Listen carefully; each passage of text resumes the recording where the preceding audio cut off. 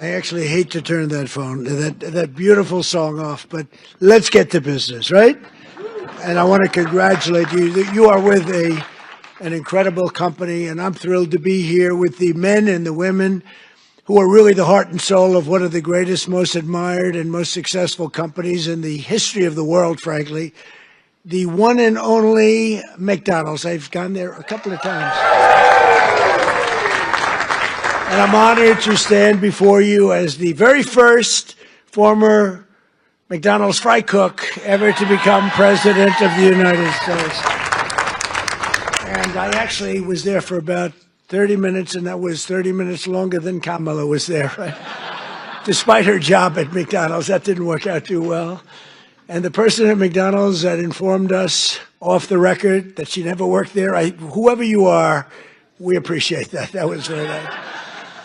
But I want to thank, as you know, the famous Sundar and Sergey Brin. These are two guys that own and run a place called Google. They called me the following day after I did that McDonald's little skit, because it wasn't a commercial. You got it for nothing. It was a skit. And they told me that, and I didn't know them. I said, who are they? They own Google. I said, that's pretty good. That's not bad. And that it received more hits than anything else in the history of Google, and that records, it still stands. So congratulations on allowing us to use it, but you made a very good deal as usual. But you know, in the old days, McDonald's and many others would call me to do this kind of a thing, come over and say some words and talk, and they'd pay me millions of dollars.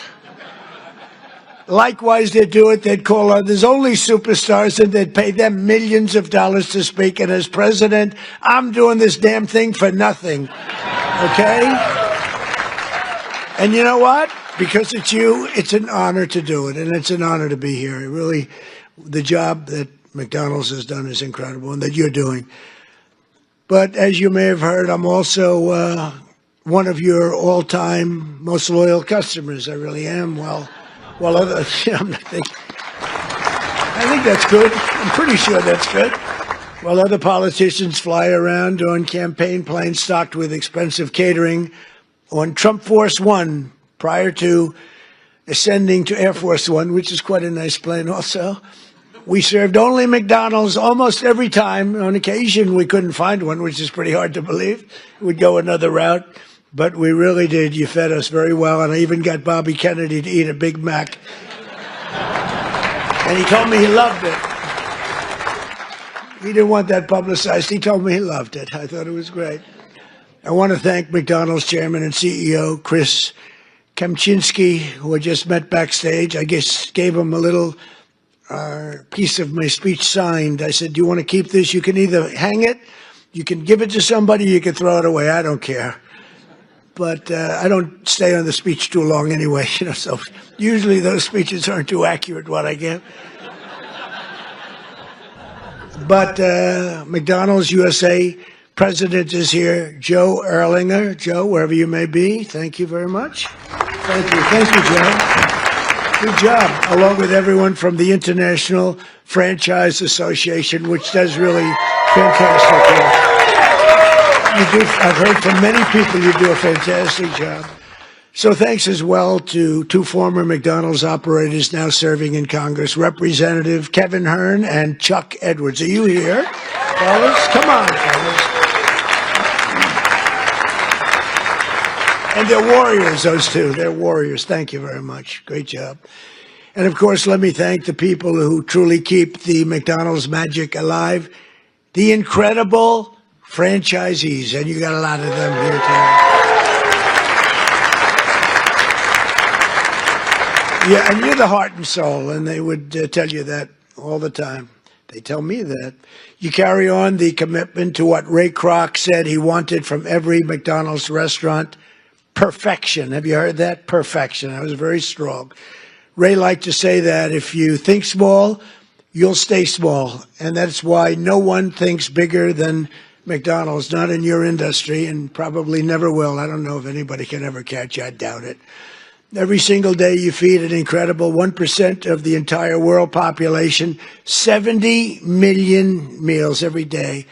An amazing 1 in 8 Americans works behind the counter of a McDonald's franchise at some point in their lives. Yeah, we heard about that. I heard about that. Wasn't true in that particular case, but for tens of millions of our citizens, the road to the American dream starts beneath the golden arches, beautiful golden arches.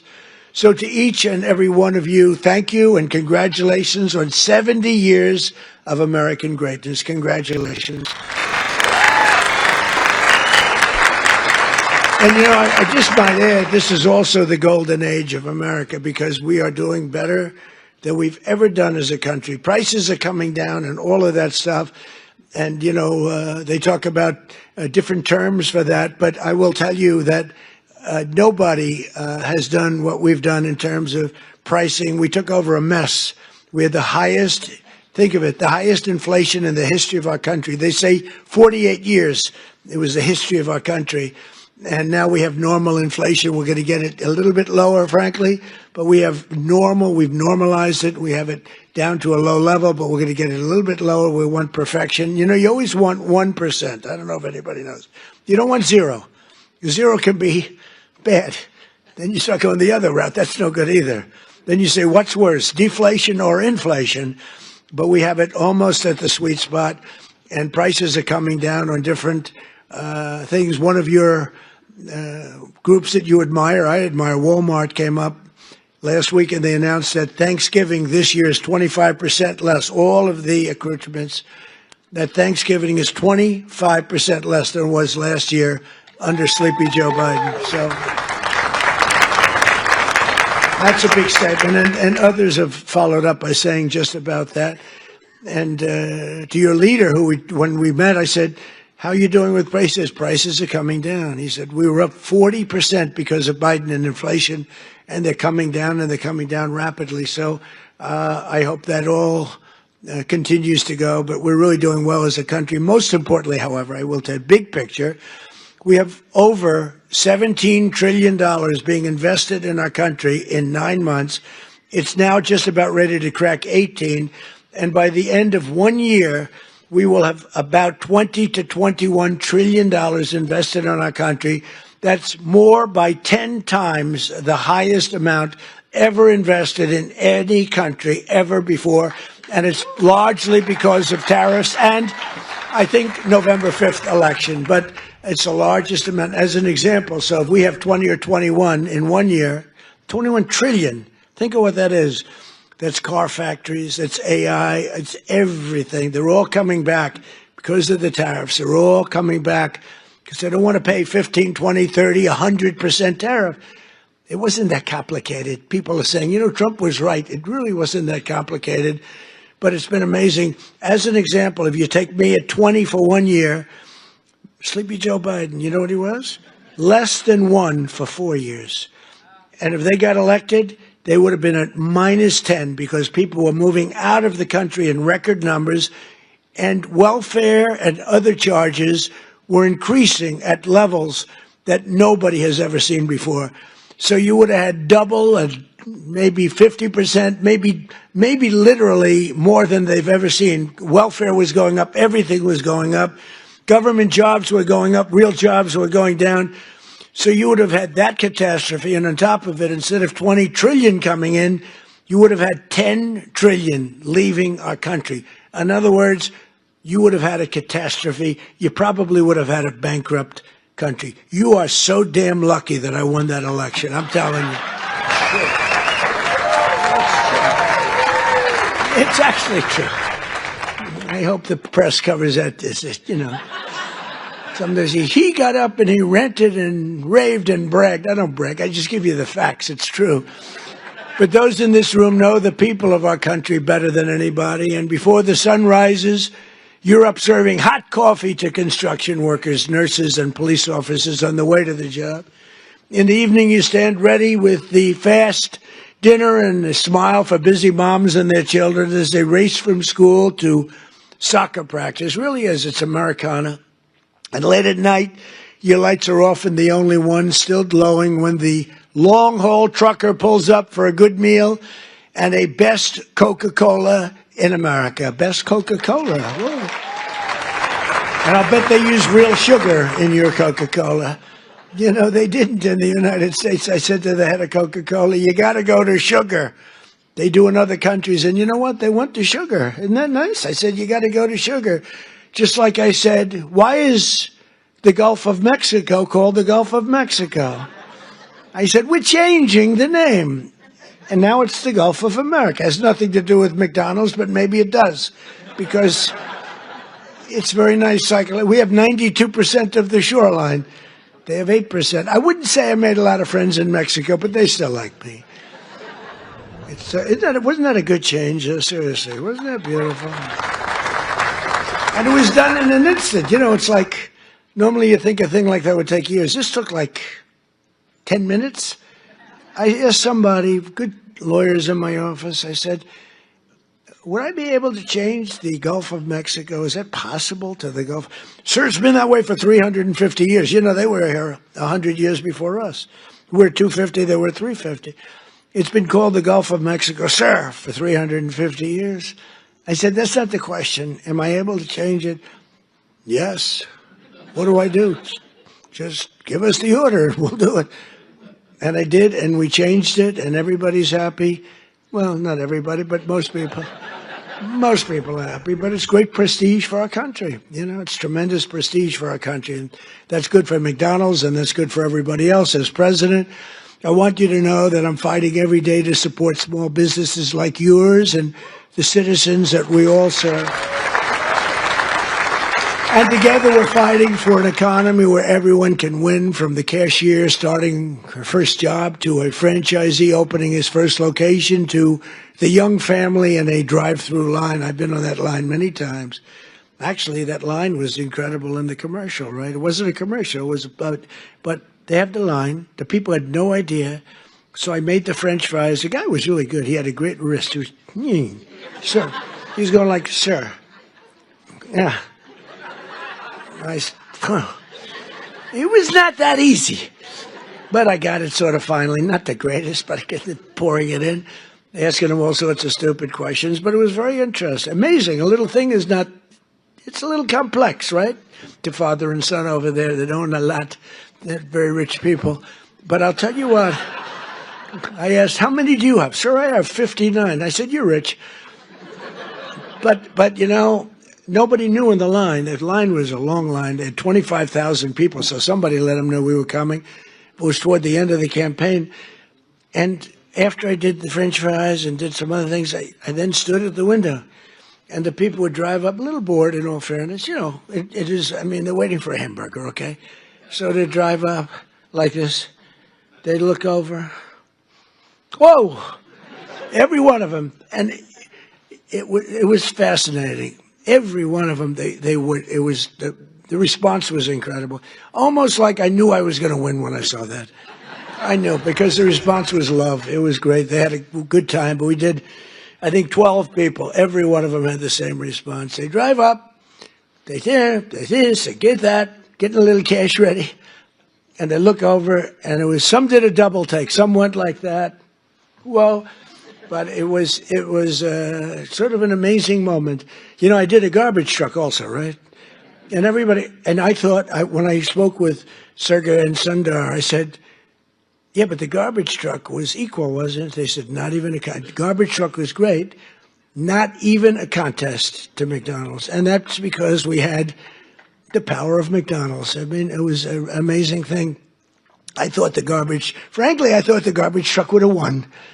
And they said it was good, but it wasn't even close. So that's a tribute to what you've built, really. It really is a tribute to what you built. But there's still a lot of work to do, and we're making tremendous progress. 1.9 million more American-born workers are employed today than when I took office. Think of that. 1.9 million more today than, and these are American-born workers. Nobody thought that was possible. And we have the strongest borders in the history of our country. Nobody comes in unless they come in legally. You see the numbers. Everyone thinks it's impossible.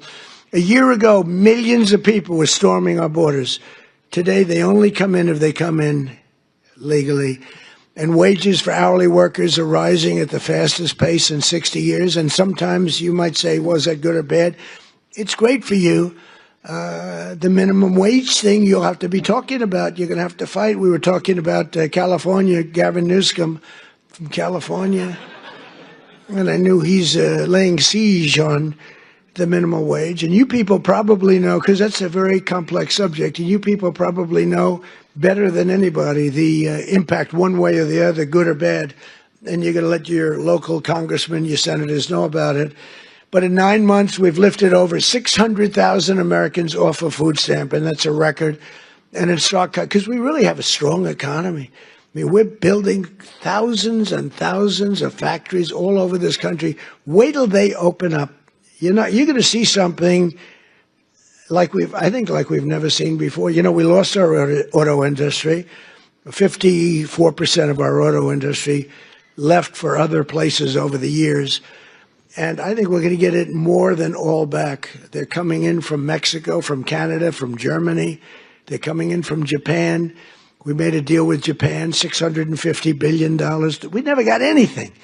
We made a deal with the European Union, $950 billion, and they have to buy our oil and gas and many other things. And I want to say it's good for everybody. All that we made a deal recently with China, where they buy our soybeans, but it's hundreds of billions of dollars. And it's incredible what's taken place in our country. The world was laughing at us like we were stupid people. They're not laughing anymore. They don't laugh at us anymore. They respect us now again.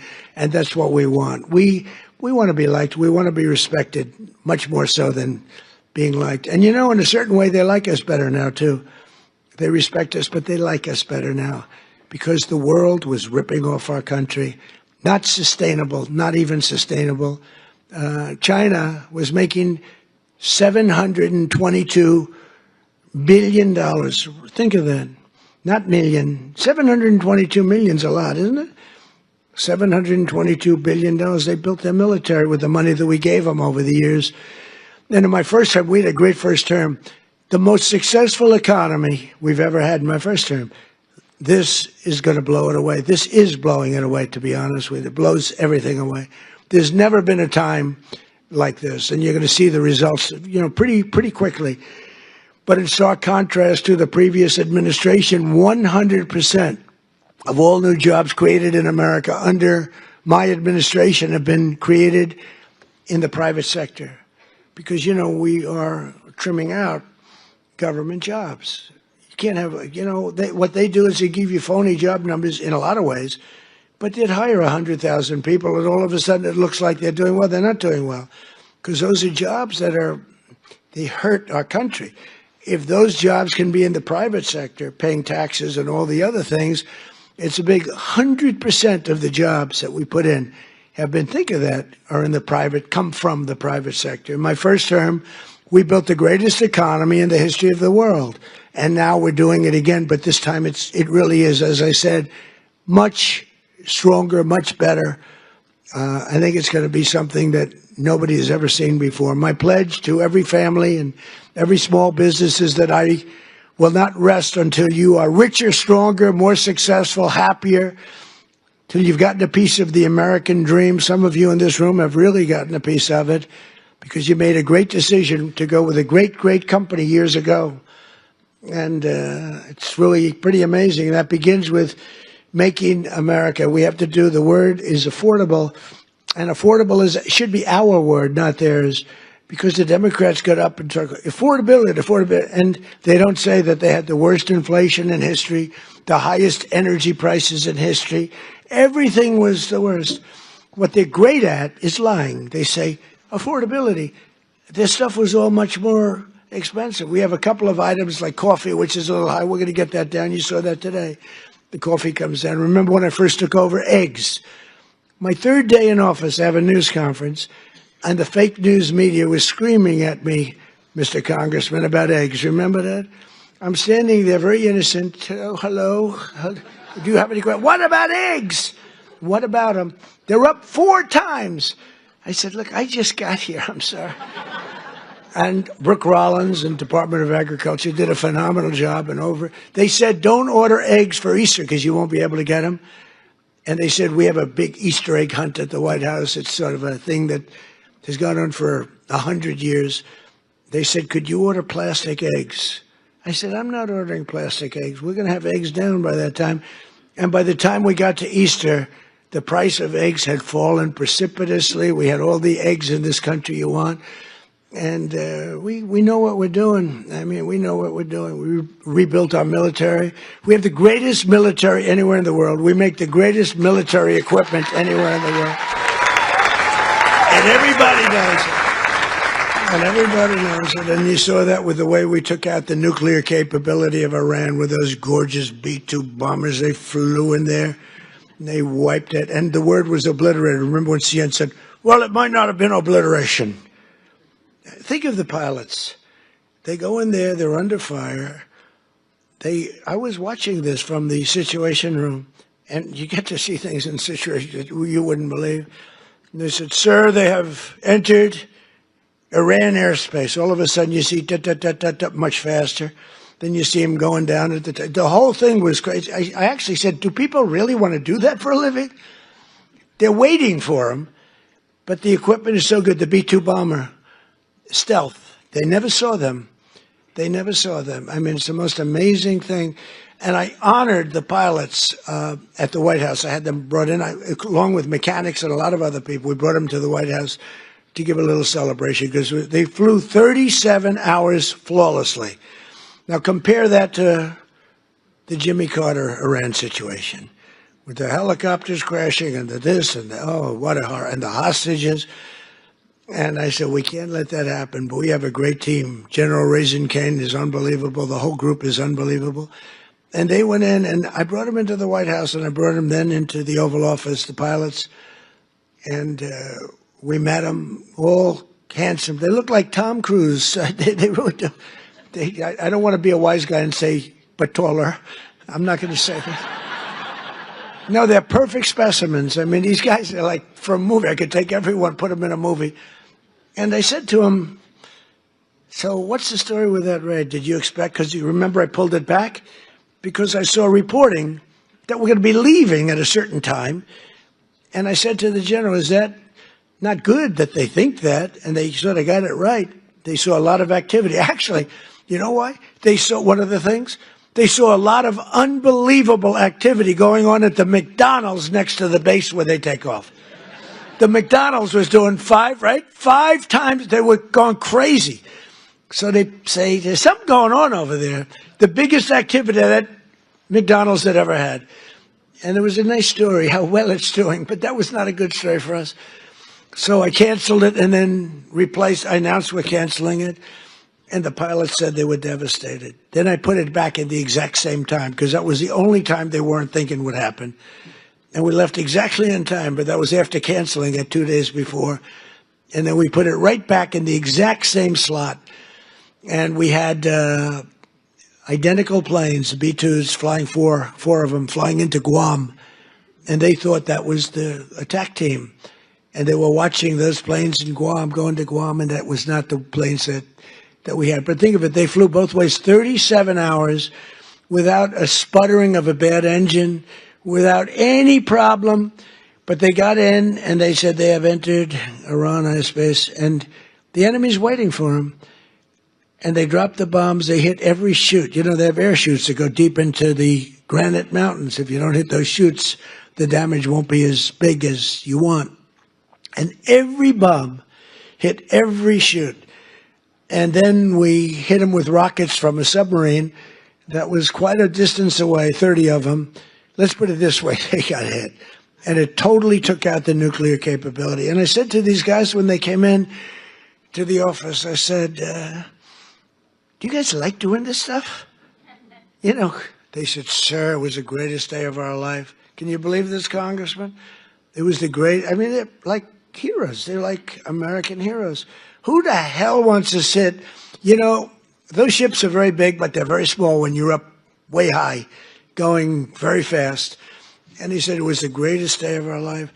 And they told me something that I didn't know. They said that, sir, Do you know we waited 22 years for this, our predecessors and us. We would practice this run for 22 years. I didn't know that. For 22 years, we had to practice. We'd do it 3 times a year. We would practice this exact run. And then when you canceled it, because I canceled when they heard that we were coming, we were devastated. I said, see, now if I were a flyer and they canceled, I'd be extremely happy. Well, we're canceled, so let's forget it. But we were devastated. So I said, this is something you really love, right? Yes, sir. We were so honored. This was the greatest day of our life. I mean, it's really great. We just have incredible people in this country. It's an amazing story. And they hit, and then they said, skedaddle, the word skedaddle. And that plane went like this. You know, when it drops a bomb, it goes down very steeply because that gives it a better angle and, you know, more speed for the bomb. Very, very heavy bombs. And they go boom. And as soon as those things, the one pilot, the first one said, skedaddle. And that thing just turned on its side. And it's so unbelievable. And that knocked out Iran nuclear capability. And all of the Middle East became a different place. And now we have peace in the Middle East. And at the United Nations today, they approved the Board of Peace, which is I'm going to chair. And we're picking the leaders or the heads of the most important nations in the world. I think it'll be a board like no other than perhaps the McDonald's board. You have a very good board. You actually have a very good board. But nobody thought a thing like that was. This just happened today. The Board of Peace, and it's going to be comprised of myself and leaders of other very important nations and very respected nations, and it's going to be something I think is going to be very important. It was just approved. It was just endorsed by the United Nations. It was pretty great. It's a big thing. I think it's one of the most important things the United Nations will ever do, actually. But Joe Biden's prices and his hikes cost a typical American family an estimated $33,000 and hit your workers and your customers and your small businesses. Very, very hard. The Biden administration started the affordability crisis, and my administration is ending it. I'm ending it. Prices are way down. If you just look, so we don't have, as I said, the inflation, but our energy prices are way down. And, you know, despite hamburgers being a big business, energy is one business that's bigger. When you get energy down, everything else is affected. If you start bringing the price of gas, that's like a massive tax cut. And they were selling, you know, they were having gasoline at $4.75 a gallon and $4.50, $3.50, $3.75. We're going to be able, it looks like we're going to be able to hit $2 a gallon in the not too distant future. But let's say we're $2.50, $2.70. Other than places like California, that's not fair because they put so high a tax on that you're really paying a lot of that price is the tax that you're paying to government, which is horrible, actually, what they do. But the price of gasoline and the price of energy is way down. So when energy comes down, you make the donuts, you make the chicken, you make whatever you're making. Everything is all about energy. You have to deliver it. You have the trucks. You have the fuel. When energy comes down, and it's come down fast, we had an expression, drill, baby, drill. And I drilled, baby, drilled. I tell you, we drilled. And last month it was announced we produced more oil and gas than any time in the history of our country by far. And when you do that, everything comes down. You don't even have to look at the numbers. And it's all beautifully coming down. And as per your chief executive and your chairman and everybody else, they tell me the prices at McDonald's are coming down. It's moving down. Unfortunately, they were so high in the last administration that people aren't that happy because it was so high. So even though it's coming down and coming down a lot, they want to see where it was, like when I was president. And we'll be getting it very close to that number, maybe even better, depending on what we do with energy. But the energy is coming way down. In the 9 months since I took office, we've stopped inflation in the tracks. Since January, the core inflation has been the lowest in just about 8 years, just changed. It was 4 years, now it's 8 years. It just changed about an hour. They just said, sir, if you want, we can rewrite the speech. I said, no, I can remember it very nicely. Thank you. I'm not Biden. In the past 6 months, the price of breakfast items has fallen 14%. Bread prices are down. Dairy prices are down. And the price of eggs has declined 86% since March, and much more than that since when I took over. Because when I took over, it was an egg crisis, as we said. And I want to give a very special thanks to McDonald's for slashing prices for your most popular items, bringing back extra value meals, and I hear you're recommitting to the affordable options of Americans that we really know and love, all of the items that we love. And I hear that McDonald's is playing a very big role in that. We're getting prices down for this country, and there's no better leader or advocate than McDonald's. And I believe the next time maybe I'll have to be back here again next year if you get them down enough, okay? That's all you have to do for me is get them down enough. We'll come back. We'll come back, Mr. Chairman. But while Democrats wanted to give Americans the largest tax hike in history in July, I proudly gave you the largest tax cuts in American history and signed the one big beautiful bill. I call it the great big beautiful bill into law. That includes no tax on tips, no tax on overtime, and no tax on Social Security for our great seniors. That is a big deal.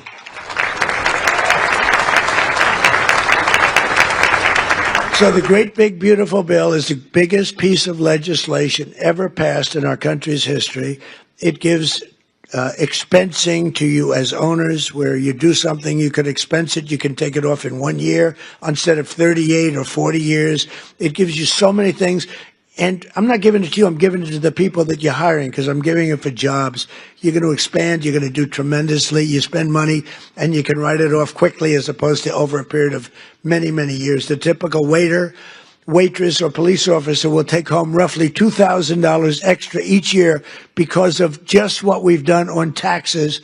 And the tax cut bill, and I call it the tax cut bill, is also a big boost to small businesses like yours. It includes permanent expensing. And again, the biggest thing I did in my first tax cut bill, and this also expanded and extended that, was the expensing, the 100% expensing.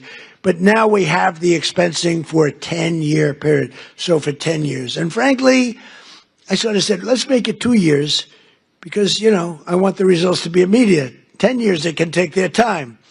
I had a lot of pushback, including from these guys. They said, no, the right thing. It might have been good for us politically, but it's better what we did ultimately for the country. So we have 10-year full expensing. Nobody thought that was possible to get. We also expanded tax relief for all franchisees and made the pass-through deduction permanent. It's now permanent. And very importantly, under our tax cut bill, we virtually eliminated the unfair estate tax or death tax, so you can keep your family business in the family, your children, if you love your children.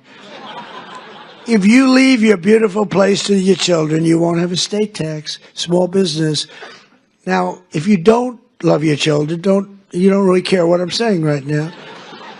I've only had 2 or 3 people over the years that say, I take a vote. Does anybody in this room dislike their children where you're not leaving it to your children?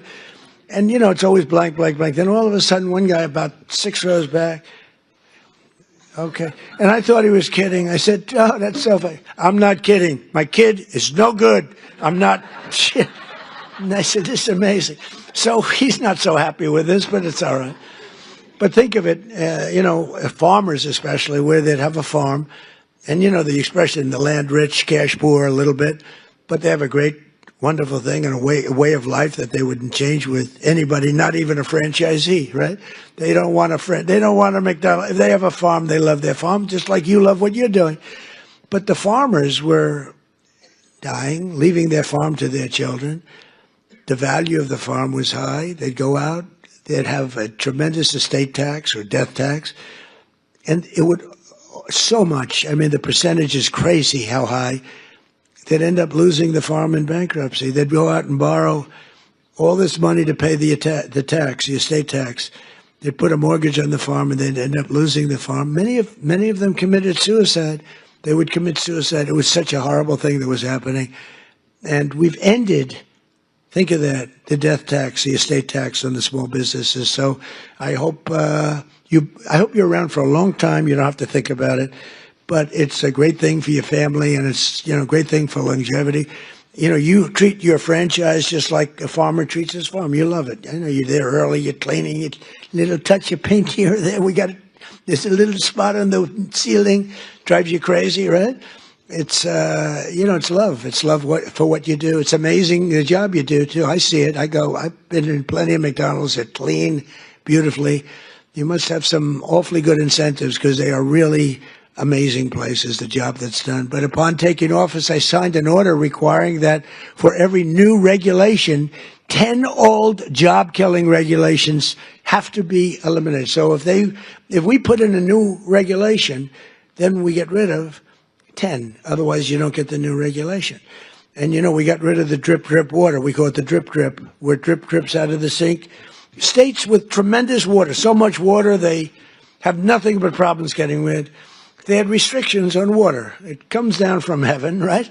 They had restrictions on water. So you want to wash your hands, or like me, I want to wash my hair. I lather up. Then I turn that, and there's no water. The water's drip. They put a restrictor on. I won't mention the third item in the bathroom because I always get criticized. I used to mention that, but I don't mention it anymore because you know what I think you do. If you don't know what I'm talking about, then you shouldn't be owning a McDonald's franchise. You wouldn't do well even with a McDonald's franchise. But no, the water restrictions totally lifted. All restrictors are gone. And it's interesting. Your dishwashers were covered, right? You had no water. I was with some of the people that make them, Whirlpool and others, and they said, sir, they won't give us the water to use in our dishwashers or use in our washing machines. The washing machines have no water. I mean, it's like a glass of water, half a glass of water. We need water. And I said, how bad is it? He said, well, like the dishwasher. They put the dishes in, and they just keep pressing the button, they end up using more water. So I gave them, as you know, unlimited water. Biden came back with a rigged election, and he immediately restricted the water again. But I came back in and immediately unrestricted again. So now you have unlimited water to clean your damn dishes, okay? And other things. Your hands. Didn't you hate that? You walk in to wash your hands. I'm a big hands guy. I like to wash my hands. I used to hate shaking hands. Now, once you run for office, you better like shaking hands or you got a problem. You ever see a politician? No, I don't want to shake hands. Can you do that? I don't think you wouldn't be a politician very long. I actually thought that with COVID, that would be the end because, they didn't want you to shake. I said, well, but then it came back a little bit slowly, and then eventually. But when you're a politician, you have to shake hands. So I like washing my hands. And you'd go into the sink, new places generally. And you turn on the water, and there's literally no water. And how about the places that think they're going to save a fortune, so they spend a lot of money, where the water turns off there. You press the thing, which you hate to do, your hands. You don't like to press. So you get the towel, you press it, you wash it, and the water stops.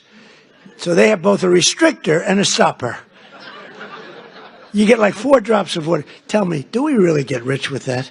Okay, do we really? This is so ridiculous. So I undid all of that nonsense. But we did much more important for you. We've rescinded the insane Biden energy regulations on ovens, cooktops, microwaves, and ice makers that were driving your costs through the roof. You have no longer restrictions in that. I hope you understand. But I did better than that, too. In terms of slashing, we slashed more than $1 trillion worth of regulations, burdens on the U.S. economy, in particular on businesses and people that employ people. Combining our regulatory and tax cuts, we've reduced the effective burden on franchisees by more than 37%. You're so freaking lucky. You are so lucky. These guys are so loaded, they probably don't even know what I did for them. They make so much money, they say, yeah, it's peanuts, 37%.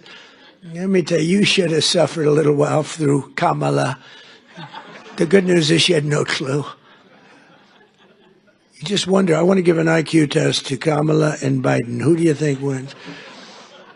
But they were destroying your businesses. But I have better than that, though. As you know, in my first time, I also stopped a mortal threat to the franchise business model by terminating Obama's infamous joint employer rule. Joint employer. In other words, you were screwed. You would have been mortally wounded, perhaps. I said to a couple of the people, what would have happened if that? Sir, please, I'd rather not talk about it. They don't want to talk about it. I ended it. You got lucky on that one, let me tell you, because I said, really? I asked one of my guys, because when I was coming over, I saw that in the speech. I said, what does that mean? He said, that would have been death to businesses like yours and others. It was just, these people don't care. They didn't care. But I ended it, and I think that's one of the biggest things that you'll ever have done for yourselves. I think that's the biggest thing that can ever be done for you. We mentioned all these different items, but that's the biggest by far for you. As long as I'm president, I'll always defend your right to run your own small business and do it well. And some of your small businesses have become very large business. One of the franchise owners here today is Carlos Matios Sr., who escaped communist Cuba when he was just 6 years old. In America, Carlos took jobs as newspaper delivery boy, a factory worker, and eventually became a New Jersey police officer. Then, in 1998, Carlos switched careers and moved to Virginia, where he took over his first McDonald's. Where's Carlos? Is he around here? Let me see. Come on, stand up. Stand up, and your son too. Stand up, your son. Good-looking son. I met him backstage. He had a knack for turning around poorly performing restaurants, and today his family owns nearly 60 McDonald's all along the East Coast, including at the Pentagon, where I've ordered numerous Big Macs. Right? In fact, he served when the great football team came in. They served McDonald's, and you'd have these guys walking out, the biggest human beings I've ever seen. They were the national champs, right? Remember the team? Who was the team? Remember the team? He said Clemson, that's right. And these guys, I don't know, they were, like 6'6". What do you weigh? Sir, I weigh 392. I said, but you reported it much. I said, yeah, that's what they say. But and he'd have like 12, just each. And I thought he was bringing them back to the rest of the team. I said, that's nice, but maybe the team wants them. No, this is what I said, are you going to eat all of them? Yes, sir. He didn't even know what I was talking about. But you served it, and you did a great job. In 2019, when we hosted that great Clemson Tigers at the White House, I literally brought dozens of Quarter Pounders from McDonald's. We bought the whole thing. We bought the Quarter Pounder. We bought actually just about it. Well, he really had no choice because he just took everything he had in the whole restaurant. We got whatever the hell, probably whatever didn't sell, we got, right? But Carlos is here with Carlos Jr., his son, who started as a cashier and now runs dozens of the restaurants. Congratulations, fellas. What a great family. Congratulations. So in conclusion here tonight, carry on and really just keep going and inspiring that legacy and that pride that you have at really beyond almost all else. It was excellence in service, stretching back more than 7 decades to when 2 hardworking brothers with a hamburger stand in California partnered with a hard-driving entrepreneur from Illinois to revolutionize the restaurant business forever, like nobody had ever seen. Because of men and women like those in this room who have pride in your souls, love in your hearts, and ketchup in your veins. Did you ever hear that one? 70 years later, McDonald's is the #1 fast food restaurant in the entire world, and honestly, it's not even close. What a job you've done. And it still is really growing stronger with 900 new restaurants planned in the United States in the next 2 years alone. And I think with the great, big, beautiful bill, you might even double that number. I can imagine you'll double that number. But it's amazing to watch you grow. You know, the big ones, they get a little slow, they get a little fat, they get a little sloppy. This is a company that's gone just the opposite. You've gotten more and more competitive. I look at your numbers. You've gotten more and more competitive over the years, over the generations. Your spirit, generosity, and devotion to your communities has really made McDonald's a symbol of American values, aspiration, and success that's recognized all over the world. You are recognized all over the world, something that, and there's a lot of great I mean, compared to the total, not so many, but there's a lot of great leaders, great companies. But I think more than anybody, McDonald's is recognized all over the world, and as widely as, frankly, the stars and stripes themselves. And everywhere there's a McDonald's, we see stars and stripes. Everywhere the American flag flies, you'll find the golden arches, and there you'll find good people doing honest, beautiful, hard work, and happy families sitting down to a really great meal. Because no matter who you are, everyone loves something at McDonald's. There's always something to have. I like the fish. I like it. You could do a little bit more tartar sauce, though, please. Seriously. I hate when I say, do you have any tartar sauce? Do you understand that? Yes, he understands that. Together with hardworking Americans like you, we're going to pioneer new heights, new prosperity. We are doing better as a country right now. And people are seeing it. The Wall Street guys know it. The stock market hit its all-time high 48 times in a row in 9 months, 48 times during the 9-month period. And we're hitting the highest stock market we've ever had in history. All markets, all three, all markets, every one of them has hit all brand new highs. It's a good time to be making this speech, because when you make one of these speeches, if you're doing lousy, it's not good. And you know, the stock market, you can say what you want, but it's a hell of an indicator. It's really a hell of an indicator. And your stock is doing phenomenally. But the stock market has hit an all-time high 48 times during the last 9 months. So we're going to pioneer new heights even from that. These new heights of prosperity are going to be incredible. We're looking at affordability. We're going to bring it down for everybody, because not everybody understands the fact that a great stock market is great for everybody, including 401ks. You know, the 401ks hit the highest number that they've ever been 2 days ago. And that's a lot of people. So they understand what's going on. And we're going to make the American dream two words that you didn't have. You didn't have those 2 words. Remember when Biden said, it's all about 3 words, the American dream. You don't want to ever get in that situation. Remember that? That was not good. It's all about 3 words, American dream. But possible, and you're going to make it really possible for millions and millions of people. And you have an administration that's got your back. You don't have an administration that wants to put you out of business, that wants to take away your water, that wants to have you not use a microwave oven, that wants to do all these horrible things that are going to destroy you. They were looking to destroy you and other businesses too. So together we're going to make America richer, stronger, prouder, and happier than ever before. And you people can be very, very proud of the job you've done. You're respected all over the world. And it's an honor to be with McDonald's. Thank you very much, everybody. Thank you. Thank you.